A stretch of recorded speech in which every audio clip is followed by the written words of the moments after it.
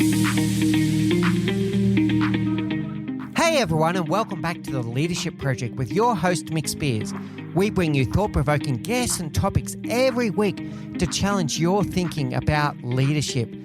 Our aim is to help you become the leader that you wish you always had as we learn together and lead together.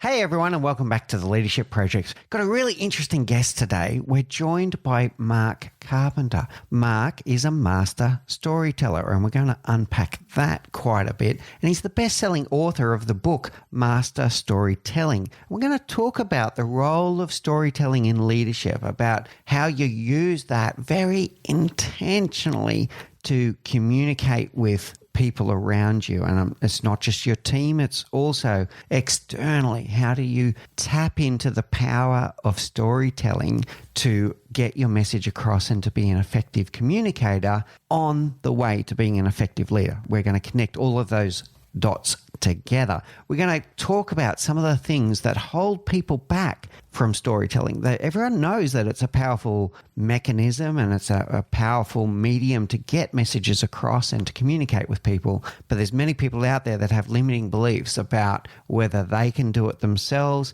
and where to even begin. So I don't want to steal the whole show in the intro, so let's get into it. Mark, I'd love it if you would start with your introduction, your background, and what inspired you to be focused on storytelling as a big part of what you do in your business.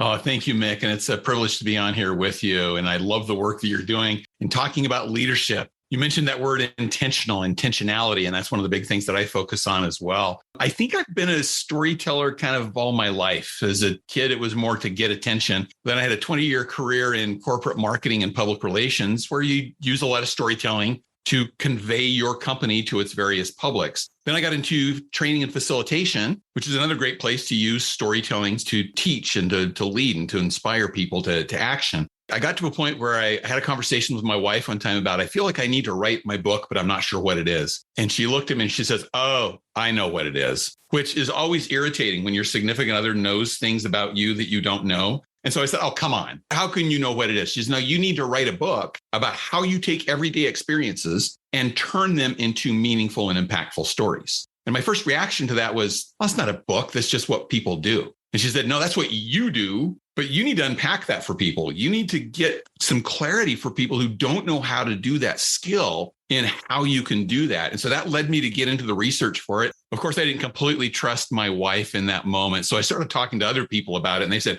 "Oh yeah, that'd be a great idea. That'd be a great book." Collaborated with my good friend, Daryl Harmon, and who's another expert facilitator. And we wrote the book back in 2018 and developed a workshop around that and do coaching around it now. And so that's kind of how we got to where we are today. Well, awesome, Mark, and thank you for what you do to help people to get into this and to start their journey towards mastery of storytelling. I think that's wonderful. There was a few things that popped into my mind as I heard you speaking there. First one, I feel like this might be the most overused quote on this show. We talk about it all the time, but he's a dear friend of ours, Stephen Shedleski, talks about, it's hard to see the label on the jar from inside the jar. So your wife was able to see something in you that maybe you hadn't seen yourself, first of all. And the second one, we talk a lot about gifts and superpowers on this show, and people don't always know what their gift and superpower is. But listen to what Mark was just saying. Your gift and superpower is the thing that you find completely natural. It's something that you have no problems getting into. You find it really, I'm not going to say easy because it doesn't always have to be easy, but for you it's natural and you can just do it and you don't have to force yourself to do it. It's just something that comes to you, and it's something that other people don't find natural. And that's, to me, the definition of a gift or a superpower. And you've found yours, Mark. And the other thing that you said, but I'm going to save this one for later in the show, was about turning everyday events, everyday life events into a story. And I think there's a key there, but let's park that one till later. Okay, so you've found your gift. I'm going to start with the basics. Why do you think storytelling works? You made this comment in your introduction that we all know storytelling is impactful. We all know it does. And I think that's because this is how we make sense of things as human beings. This is how we connect to the world. This is how we make sense of information that we get. If you go back evolutionarily, back in early man, in the ancientest of days, how did you relate to other people? By talking, by sharing stories with each other. Spoken language existed long before written language did. So this is how we communicated ideas. We communicated it in the form of stories. So I think there's an evolutionary component of that. The cool thing is that we live in a day and a time where we have the technology and the research capability that bears out why that was so important to us. And a lot of it has to do with how our brains work. And it's how we connect to things. There's been some research done with functional MRI where they hook people up to the functional MRI machines that will light up, shows which part of your brains light up at different times. And then they give them information, just data, just in the form of just straight sentences and information. They show it lights up a couple of places in their brain, the auditory centers, which is processing the information coming in, and then some of the reasoning centers of your brain. Well, then they share the information in a form of a story. And they found that there were 5 different parts of your brain that light up in that moment, including the memory section of your brain, because you're trying to connect that story to your experiences and to your life. It also connects into the emotional centers of your brain because the memory and the emotions are so closely related to each other. So think about this. If you want to have an impact on people and help them remember what you're saying, do you want to light up 2 parts of their brain or 5? You're going to have a lot better chance if you're lighting up 5. And so this is why storytelling is so impactful. Yeah, really, really good, Mark. So clearly it does work. We've known it's worked for decades or hundreds of centuries, let's say.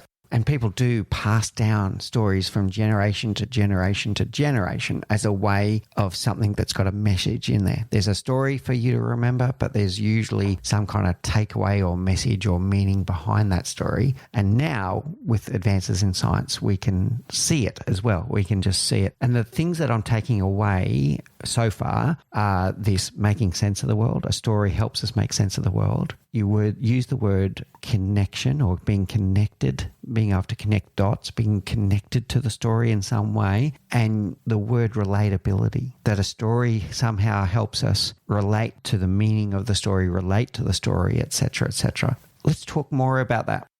And I'd love to follow up on 2 things you just said there, the relatability and the connection, because it's not only relatability into the experience and connection to the experience, but it's relatability and connection to the person who's telling you the story too. Dr. Paul Zak at Claremont Graduate University has done this research around the brain chemistry that happens when you're hearing a well-told story. And one of the first things that you get when you hear a story that you can relate to the characters in the story and the challenges that they're facing, is your brain gets an increase in oxytocin. You may have heard of oxytocin as the trust hormone. So think about that. Who do people buy from? They buy from people they know, trust, and like. If you want people to know, trust, and like you, and what do you need to do as a leader? You need to get your people to know, trust, and like you. Storytelling is one of the great ways to build that trust between you because it's going to increase oxytocin in the brains of the listener because they're not only relating to the experience and to the situation, but they're relating to you as a person, and it connects the 2 of you as people.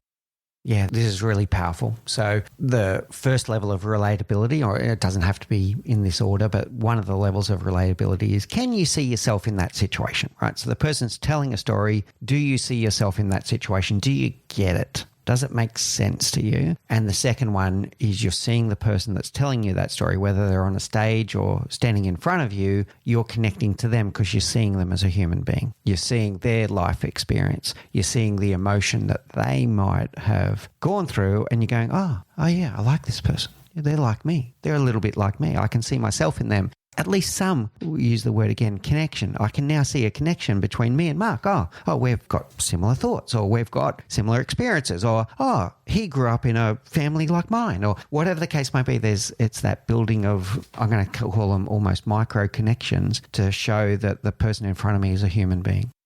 Yeah, and that's what it is. And that's the one thing that connects all of us. We're humans. We're human beings. We have human emotions. I've never been to Melbourne, Australia, where you are. But if you talk to me about being stuck in traffic in Melbourne, I can still relate to that because I've been stuck in traffic many other places. This is the human condition. If you talk about a frustration that you have with a neighbor, well, I don't know your neighbor, but I know mine. And I know that I've had neighbors that I've been frustrated with in the past. And so I can relate to those very simple things. And this is one of the reasons that I focus on those everyday experiences, because those are the most relatable ones that we can teach, lead, and inspire from, because we're all human. So we all have these experiences. Think about what your life is. It's just a collection of little stories along the way that make up your day-to-day life. And everybody else has those too. So if we find those intersecting points where we're intersecting on the same emotion or a similar experience, you can really powerfully connect with other people. Yeah, I love this. And converting everyday life things, there's a good chance that people will be able to relate to it. This is where I think we do have to be a bit careful. Maybe we'll come back to this a bit later as well, Mark. One of the examples I share with this, if you stand up on a stage and you're in front of a bunch of, let's say, normal people, I'm at risk here of offending half my audience here. But if you, let's say, people that come from a relatively normal life and you start telling a story about, oh, there was this one time that my friends and I, we were on a 50-meter yacht off the coast of Cannes and you wouldn't believe it, we ran out of caviar. And do you know how it feels when you run out of... Like, that's not a relatable story to 99.9% of the population. So yes, it needs to be every day, but it also needs to be relatable to those common points. And the example you gave where you've never been to Melbourne, but you instantly, we connected on traffic. We could connect on weather. We could connect on things about relationships because everyone has relationships. So what are the everyday things that most people find themselves in that you could use as a catalyst in your story? How does that sit with you?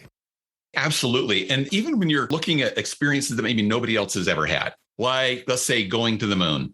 Okay. Have you seen the movie Apollo 13? Yeah. Okay. We haven't been on a spaceship. I haven't. I'm assuming you haven't, because that's a very small bit of the population that's been on that spaceship. But have we ever been in a situation where something went wrong and it was really important for us? That I can relate to. And that's the humanness. That's where the humanity comes in. So if I need to share an experience about something that happened on my 50-foot yacht with the caviar, I need to bring that into a relatable way that connects with us as people, because there could be something that happened there that relates to everyone. The other thing I like to emphasize, and using your example there, if I'm telling a story about a 50-foot yacht where we were short on caviar, this story is about me. But the stories that I encourage people to tell, you're not the hero of the story. The lesson is the hero of the story. So don't focus on the things that highlight you and how wonderful you are, but focus on the lesson that came out of that story that's going to be important for your listeners to hear. That's the hero of the story. It's not you. It's the lesson learned from that experience. That's the hero of the story.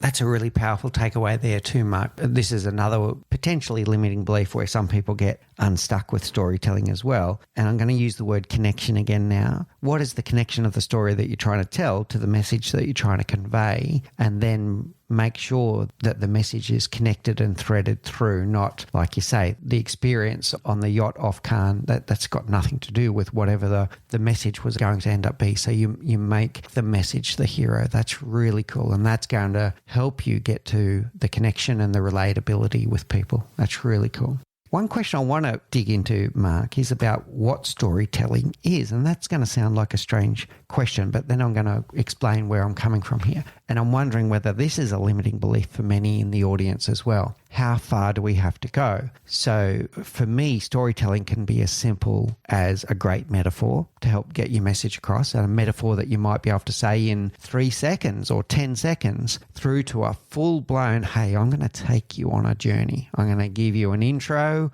I'm going to build suspense. I'm going to have a few twists, etc. And then I'm going to have an outro with some kind of takeaway message or call to action where it's a full, almost theatrical storytelling. Right. So what is storytelling to you, and where does it sit in that kind of spectrum for you?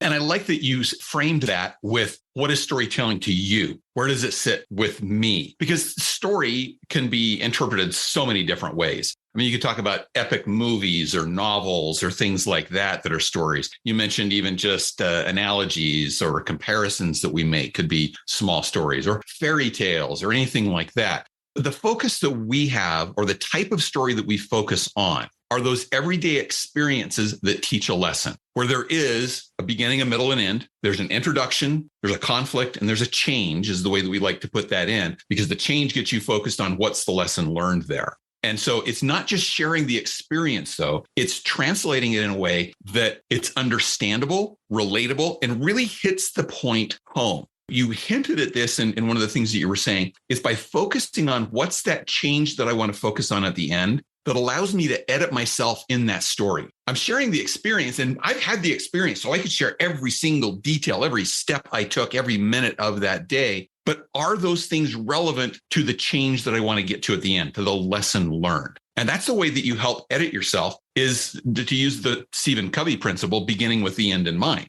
That if I'm clear on what my point is that I'm trying to make in this story, I might look at the experience and go, oh, I don't need to share that. But this is completely relevant to that point. And that will help you consolidate those. Now, to your point, there are times, maybe when you're speaking from the stage and you have a big story that you need to tell, that you're going to tell a portion of that and leave it hanging. You're going to leave the cliffhanger there on the conflict, and you'll come back to it at the end of the speech or at the end of the chapter in the book. There's other times when you're just in a meeting and you're trying to convey the importance of, I don't know, let's say following a process or following safety protocols. And you want to tell just a fairly simple story to illustrate that, that's maybe 2 or 3 minutes long. And you're going to get it done in that time, but you're still going to use that structure of an introduction, a conflict, and a change.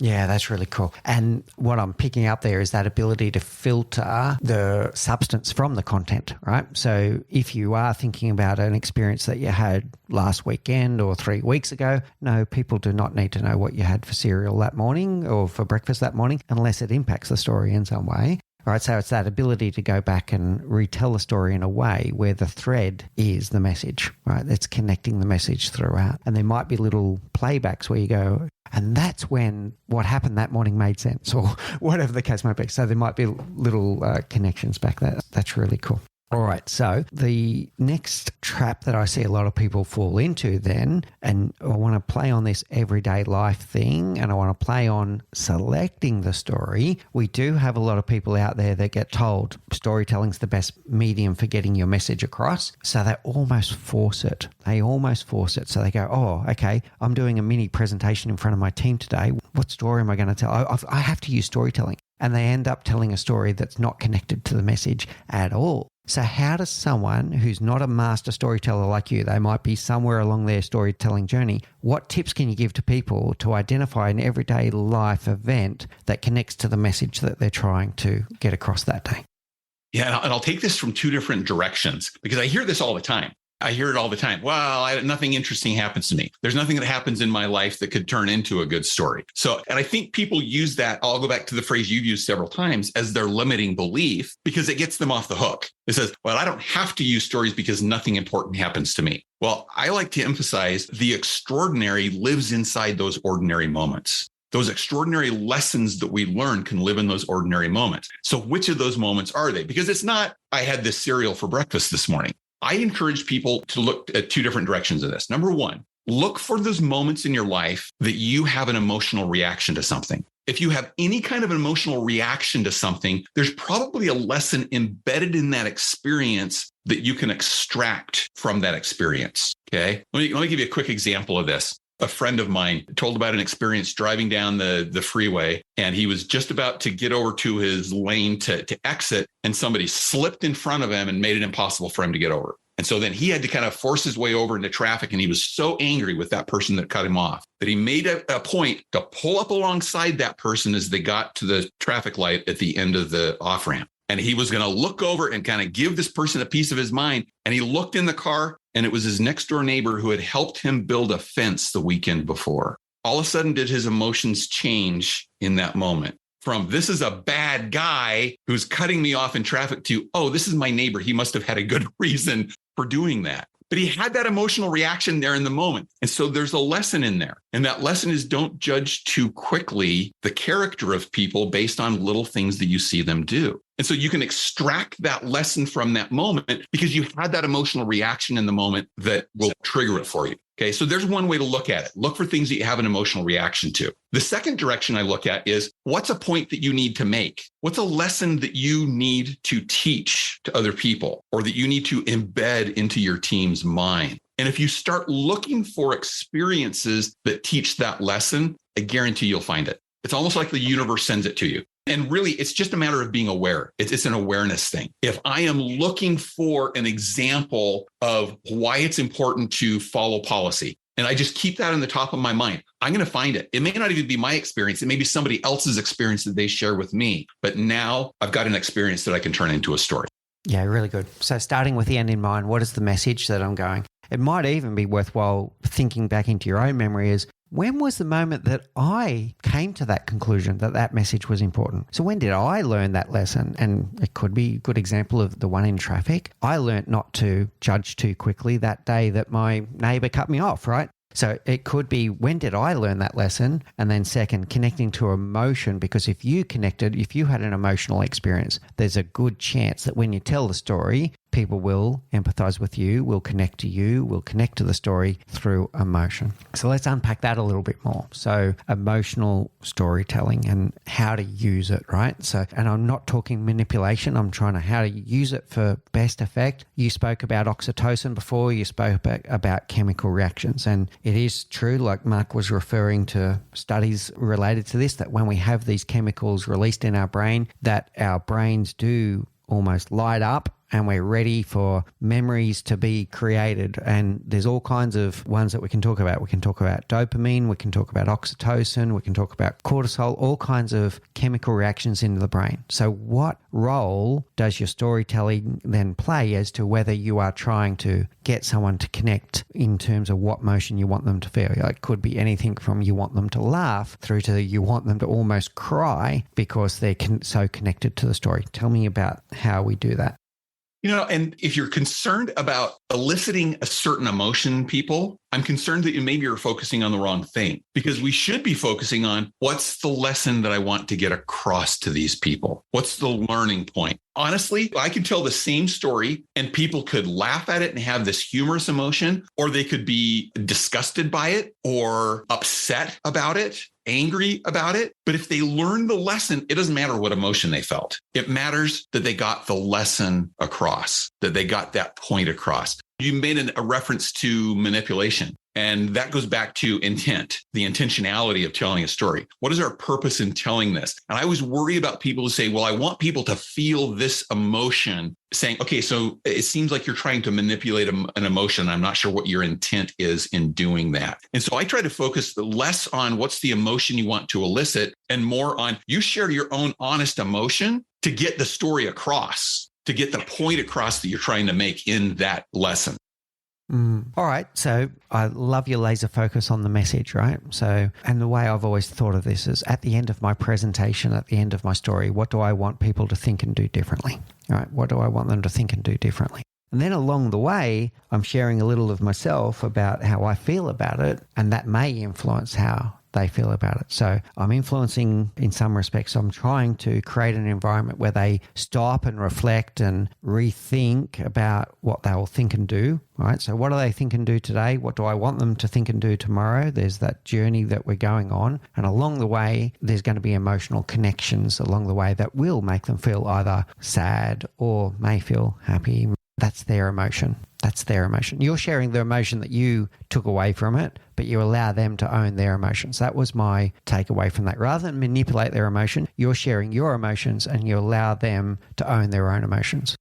Right on. And whatever emotions they feel, that is going to have that memory impact on their brains because of the connection between memory and emotion that we have. And so the story will have the impact if you are genuinely, authentically sharing that emotion you have. And I'll tell you, this is another limiting belief that people have, is they say, well, I can't get too emotional in my story, or I can't share the depth of this, especially if maybe I made a bad decision in that moment. I don't want to look bad as a leader. So I can't tell this story where I made a mistake because I'll look bad. But it's that vulnerability that actually connects you more to the people you're leading. And so we have to fight that limiting belief in us that if I show I made a mistake at some point, people are going to think less of me. They're going to think more of me if I learned a lesson from that and help them to avoid the same problem that I had when they face a similar situation. Yeah, 1,000%, Mark. If you're able to stand up and vulnerably share a lesson that you learned and a mistake that you made, people connect to that. It just shows that you're human once again, and people connect to that. And the funny thing, this is a John C. Maxwell quote. I might get it slightly wrong, but I'll do my best here. So he's talking about vulnerability with a group of very senior leaders and about getting people to admit their mistakes, whether it's in storytelling or in other modes, but getting them to admit their mistakes. And one of the CEOs in the room of a very high, powerful company high-powered company and in a powerful role said, but admitting mistakes is a sign of weakness. And John said, but that's because you don't think they already know. That's because you don't think they already know. So when you stand up and you admit your shortcomings, you admit your mistakes, you admit what you're not good at, people generally already know. And then when they see you admit it, they connect to you even more. They know, like, and trust you. Come back to oxytocin again. Oh, the boss knows that he's not good at, or she is not good at this bit. Wow. Well, this is really cool. So it builds trust when you're able to be just honest about your emotions and what you're good at, what you're not good at. I want to take a pause there because I want your listeners to just acknowledge what just happened. Did you hear Mick tell that little story? He told this John C. Maxwell story, and did you feel the emotion when he got to the quote of, you're assuming that people don't know you have weaknesses. I felt the emotion of that. And you just demonstrated exactly what we're talking about and how that lesson's going to stick with us better in the form of that story, rather than if you said, it's okay to expose your weaknesses because, people already know what they are. I can share that with you as information. It's not going to stick with me. But in the form of that story, now it's going to stick. Yeah, really cool. And I think we're now getting into an important message, which is about authenticity. And one of the ones that I do see come up on a regular occasion, Mark, and I'm dying to know your thoughts on this, is about authenticity in the story. So I've seen examples where people have gone, I really couldn't think of a story that illustrates my point, so I made one up. Now, what happens then? What advice do you have to someone out there that might be on the cusp of, do I tell my story? Do I tell someone else's story in like a second or third position view? Or do I make a story up? Any thoughts? Well, I'll answer your question with a story, which is because that's what I do. I was leading a trainer certification, and as part of the teach back segment of this, everybody had to, as they taught their content, share a story to illustrate their point. And I remember this one participant shared this story that was very funny, and it was exaggerated. You could tell it was exaggerated in a lot of ways. And people were laughing about it. The farther she went into the story, the more I went, this isn't ringing true for me. There's something wrong in this story. And I couldn't put my finger on it in the moment. Well, we got to the feedback portion and we were just talking about it, and the story came up and somebody said, did that really happen? And she said, no, I just made all that up. And I went, that's it. That's what wasn't setting right with me. I couldn't even put my finger on it in the moment, but it didn't feel authentic. And so it didn't have the message, didn't ring true to me. And so that's what I always caution people on, is it's that authenticity of the message that makes it stick. I think it's fine to borrow other people's stories. I tell other people's stories all the time. I did it a little earlier about my friend who was getting off the freeway. The other thing I encourage people to do is don't tell other people's stories as if they're your own. I didn't take that story and say, I was driving down the freeway and this happened to me, and it was my neighbor who helped me build a fence, when I have a neighbor who didn't help me build a fence. That's just not going to ring as true. It's okay to borrow other people's stories. Just give credit to them and give credit to the lesson that's learned from that. But those real life stories are the ones that are going to be most authentic. They're going to ring true to people, and that you're going to really tie into all that brain chemistry that we've been talking about. Whereas the made up stories won't do that as well. There's some great fables out there. There's some great stories that are made up that have great emotional impact. But for the purposes that I'm talking about, where you're leading people and you're leading people with authenticity, tell real stories, real experiences. Yeah, I think it's the congruence there. That's a great example. And we've both done it. Like I told a John C. Maxwell story. I didn't tell my own story. I used his because it's a great story, right? And the part of that then is the congruence with emotion, because then I'm sharing what I took away from John's story, and you can empathize with me, or you can empathize with John, or you can empathize with the CEO that was sitting in the audience when John had that response to him. All of those. So you're now being very authentic about who it was, what they were feeling. You're trying, and you're going to build those authentic connections. So I think that's it. So kind of the takeaway for me there, Mark, is to almost prioritize first-person stories. If you don't have a first-person story, don't be shy to go with a second-person story, but tell it as a second-person story. The one I've seen work sometimes, I'll run this past you and see what you think of this one. If you are going to tell a make-up story, that it's so ludicrous, like it's so obvious that it's not true, that sometimes that can be funny, and that can like you see comedians sometimes do this. They'll stand up and they'll tell a story most comedians that connect really well tell real stories, but then occasionally they'll tell something that's so outlandish that you instantly know that it's not true, but you still go on the journey with them. What about that technique? Well, and again, it depends on what your intent is. What's your purpose? You use comedians as an example. What is their purpose? What's their intent in doing that? It's to get people to laugh. It's to make something funny. Well, that's fine if that's your intent in doing that. But remember what your intent is in the story. Now, I'll also say some of the best comedians, some of the best comics that I've heard, the ones that I relate to most are the ones that take those everyday experiences and they tend to exaggerate certain details. Now, I would say the same thing's going to happen in our stories that are designed to teach, lead, sell, and inspire, that we may emphasize certain points of the story above others, in service to the message, in service to the point that we're trying to make, the intent of the story. And we're going to leave out certain things that happen that don't drive to that intent. And that's fine too. But yeah, I think there's a purpose, there's a place for made up stories, for invented stories. But if you're really trying to get people to take action on something, it's the real stories I think that are going to have the most impact.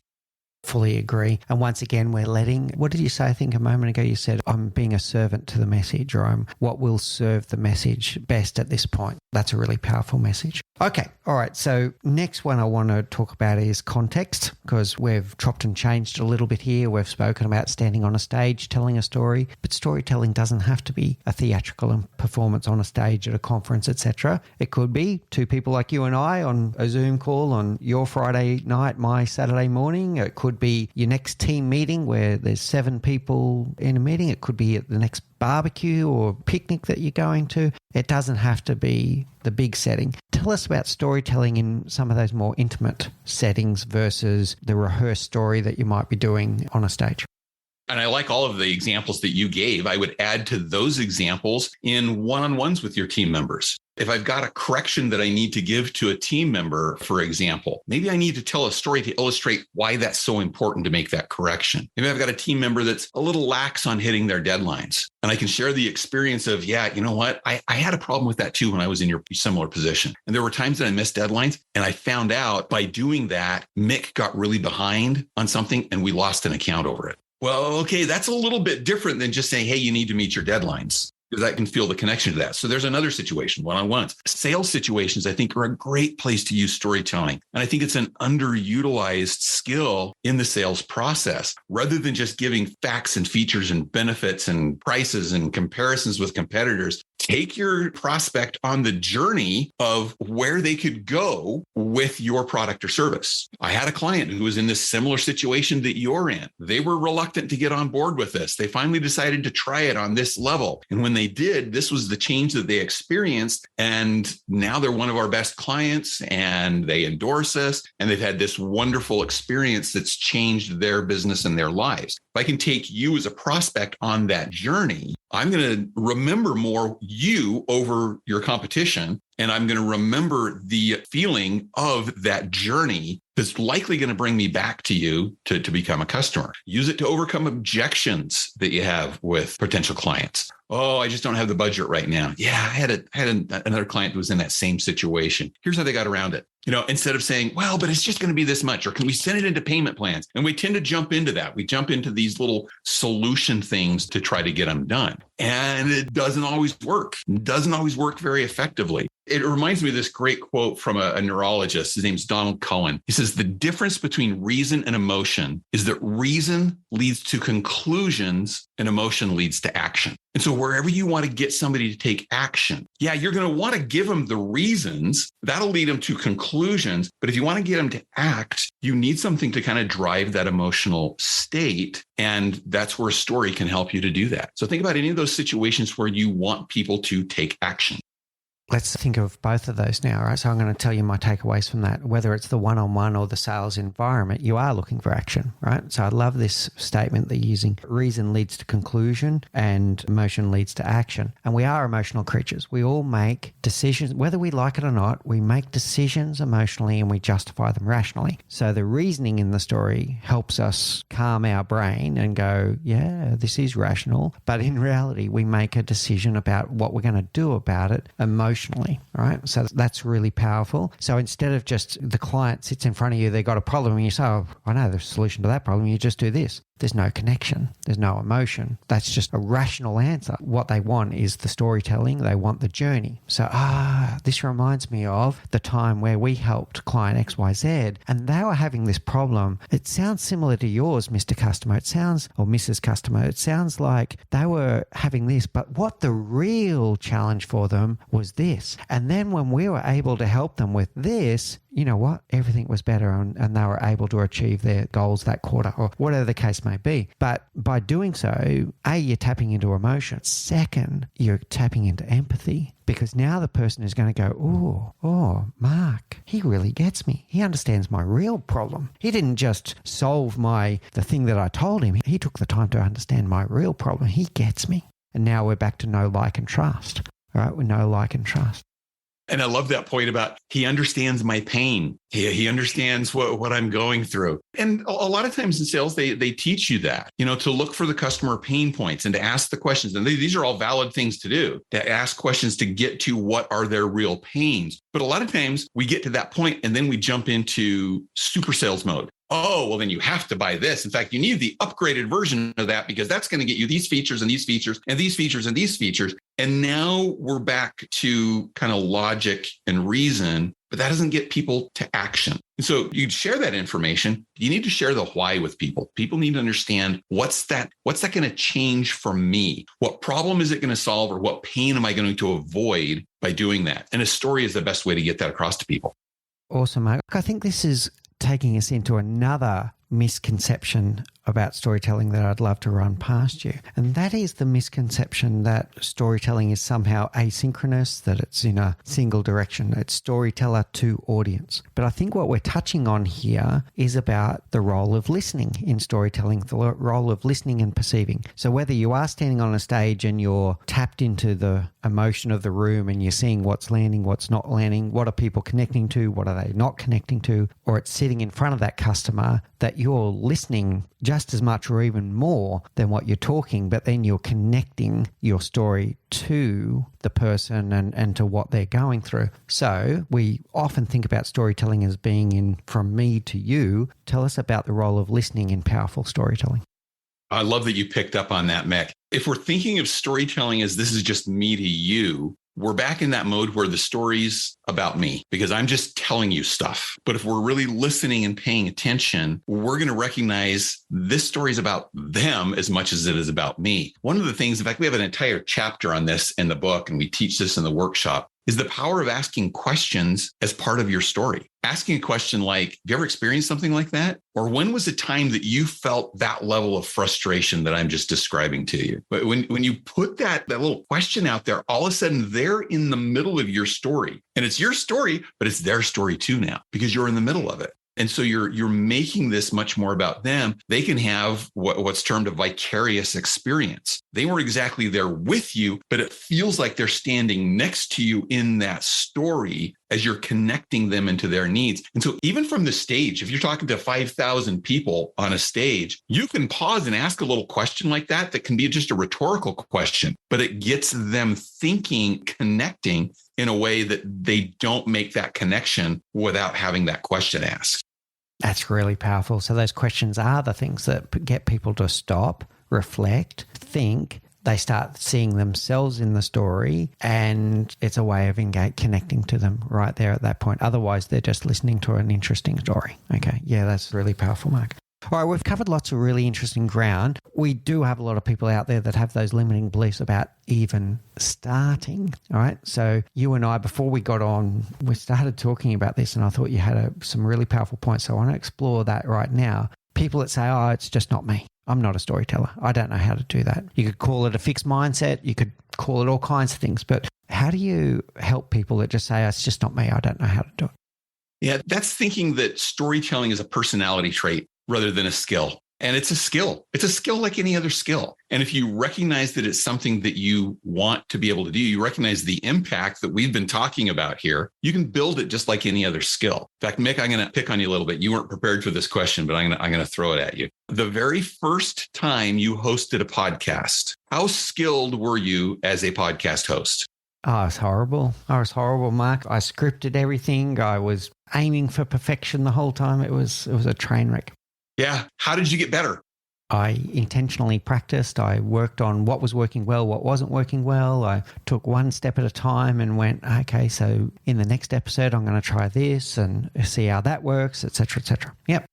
Storytelling is exactly the same way. You learn the process. And I'm sure before you started your podcast, you listened to other podcast hosts. You probably read some things about this is a good way to host a podcast. This is what I like. This is what I'm comfortable with. And then you tried it and you weren't that great at it, but you kept working at it and you refined that skill. That's exactly the same way it is with storytelling. Learn the structure. We teach a very simple structure in our book. There's some people that try to teach us really complicated 12-step process in telling the perfect story. We have 3 sections that we focus on because we want it to be simple and memorable and easy for you to do. But then you have to step out and try it. But it's not a personality trait. It's not, I'm either a storyteller or I'm not. It's a skill that you can build just like any other skill. So for your listener, I picked on you about being a podcast host. For your listeners, if you're having that belief that, oh, I'm just not a natural storyteller, think about things that you are good at and how did you develop that skill? You'll need to do the same thing with storytelling. Learn about it, practice it, get feedback, get some coaching on it, and then just keep doing it and learn from those experiences, learn from those moments, turn your bad days into good data where this went wrong, but what went wrong? And then you can fix it the next time.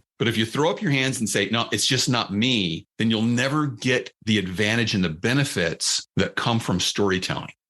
So really powerful takeaways there. So it's not a personality trait, it is a skill. It's not like you're a born storyteller or you're not a storyteller. That doesn't exist. So it's not a personality trait, it is a skill. It's a skill that you can build up over time. When you're building it up over time, be aware that it may not go right every day, right? So there will be times, because that's another factor that could lead to it, Mark, is that they stood on a stage one day and they tried to tell a story and it just completely didn't land, so they never try again. Well, you're never going to get there if you take that attitude. So you just got to go day at a time and go, okay, I'm going to try this and then I'm going to learn from it, and do those debriefs with yourself. Do those debriefs. Okay, what worked, what didn't work? Or if you've got a trusted person that can advise you, they might have been in the audience when you gave a story. What parts of the story worked, what parts didn't, and don't be self-critical, be self-aware. So it's not about beating yourself up, but it's about building your self-awareness of what worked and what didn't work.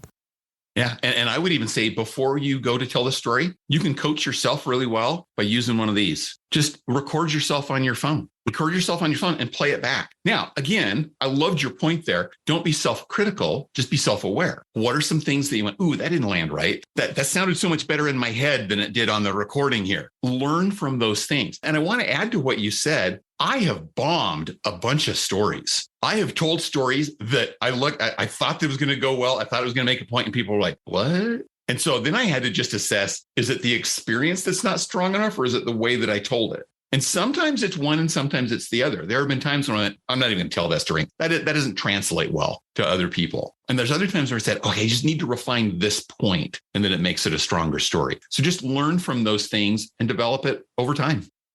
All right. There's so many powerful takeaways from today's episode, Mark. I want to round us out a little bit. So the message being key, that it's not about you. It's about looking for a connection with your audience. It's about having a story that's relatable, that connects your story to the message that you're trying to get, that the message needs to be the thread throughout. What do you want people to think and do differently? And the fact that they're going to have emotions along the way is part of the process, but what you're going to do is authentically share your emotion and then let them own their own emotions. Don't manipulate them. Let them own their own emotions, and that will help them remember the story and remember the message that you're looking to get across. And remember that it's a skill. It's not a personality trait. Just start somewhere, start slow, and then just build it up time and time again, and pay attention and have that kind of cycle of self-improvement where you get better and better each time. And it won't always go right, but it's super powerful when it does, and when you build this skill up to a level of proficiency and then beyond that, mastery. So thank you so much, Mark. I've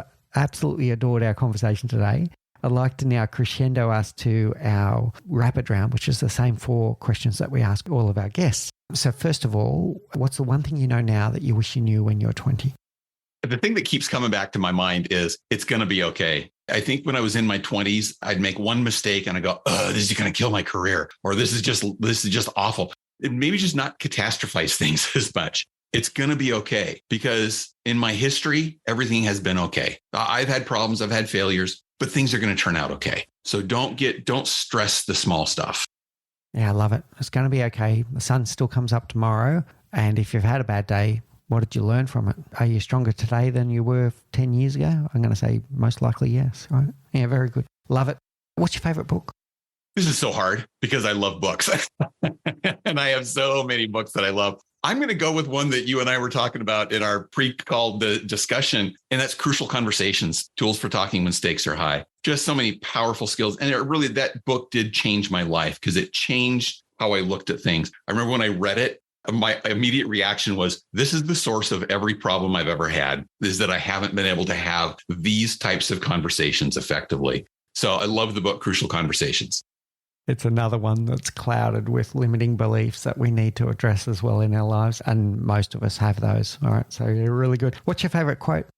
I'm going to go to a quote that's not a well-known quote, because it was one of my favorite college professors that said this. He was talking in our senior seminar class about, you're going to get out there in the real world now. You're going to go into real work. You're going to have emergency situations come. And the quote that I remember was this one: when those situations come, hurry, but don't panic. And that advice has served me so well over the years. When I get into a situation where it's like, oh no, we're in emergency mode. Okay, hurry, but don't panic. Move fast, but the panic is what happens inside of our heads that makes us make more mistakes and will create more problems than solve problems if we're in panic mode rather than just moving fast.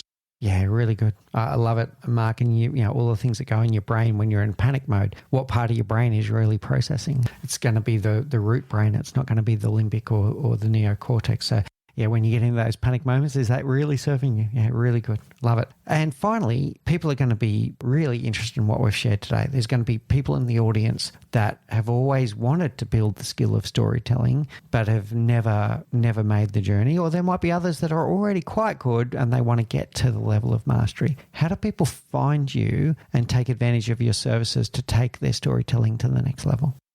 Well, the best place to start is our website, which is master-storytelling.com. You have to get that little dash between master and storytelling. And I'd actually point people to the free stuff page that's there. We have a download on there that's free. We call it the Story Catcher. And it really helps to drive people through some of these limiting beliefs that you've been talking about where do you find stories? Well, how do I convert this experience into a good story? So it's a free download there. I encourage you to get it, master-storytelling.com. I'd also encourage you to look me up on LinkedIn and connect with me there. I put out a story based on a real experience that happened to me every week, just to prove that point that these happen to us all the time. And there's always a lesson that's embedded in those stories. So I'd love to get your reactions to those as you go to my LinkedIn page. So look for Mark Carpenter, look for Master Storytelling. You find the link between those two, you'll find me on LinkedIn. Outstanding, Mark. I've thoroughly enjoyed our discussion today. It's been a journey for me as well. I always learn something new, and you've shared a lot with me around things like personality traits versus skill building, thinking about emotion versus manipulation. That was a really key one for me. So many great takeaways today. Thank you so much for my personal lesson and the fact that we get to share this with so many people. Thank you, Mark. Thank you, Mitch. I really do appreciate you having me on with you, Mick, to help leaders lead more like people. This is, I think, what we're both all about, is trying to get people to humanize their leadership. And Mick, I know you're doing a lot of great work around that, and I appreciate you bringing me on to be part of that journey. Thank you, Mark. It was our pleasure, and thank you for sharing your wisdom and insights. Thank you for listening to the Leadership Project at mixbeers.com. A huge call out to Faris Sadek for his video editing of all of our video content, and to all of the team at TLP. Joanne Goes On, Gerald Calabo, and my amazing wife, Say Spears. I could not do this show without you. Don't forget to subscribe to the Leadership Project YouTube channel, where we bring you interesting videos each and every week. And you can follow us on social, particularly on LinkedIn, Facebook, and Instagram. Now, in the meantime, please do take care, look out for each other, and join us on this journey as we learn together and lead together.